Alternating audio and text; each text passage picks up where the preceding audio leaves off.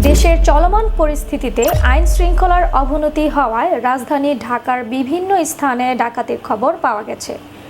ডাকাতি ঠেকাতে তাই সবাই দলভেদে রাতের বেলায় এলাকা পাহারা দিচ্ছেন।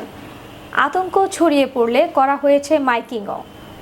বুধবার 7ই আগস্ট দিনগত রাতে রাজধানীর মিরপুর, মোহাম্মদপুর, পল্লবী, বছিলা, উত্তরাসহ বিভিন্ন স্থানে ডাকাতির খবর পাওয়া গেছে।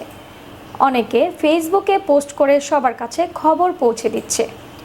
মোহাম্মদপুরের Nabodoy housing, Mohammadia housing, Chanmia housing, Chand Udyan, Dhaka উদ্যান, চন্দ্রিমা হাউজিং এলাকায় ডাকাতির আতঙ্ক ছড়িয়ে পড়ে।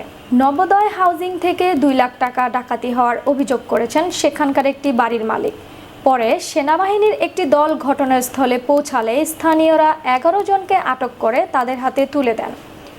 এলাকাবাসী জানান, দেশীয় অস্ত্র হাতে কিছু তরুণ কিশোরের ছোট ছোট দল রাস্তায় ঘোরাফেরা করছিল। তারা বিভিন্ন বাড়ির দরজা ধাক্কা দিয়ে দরজা খুলতে বলছিল।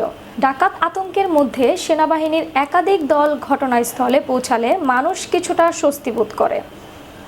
এছাড়াও ডাকাতের আতঙ্ক ছড়িয়ে পড়ে ধানমন্ডি, শঙ্কর ও মিরপুর এলাকাতেও।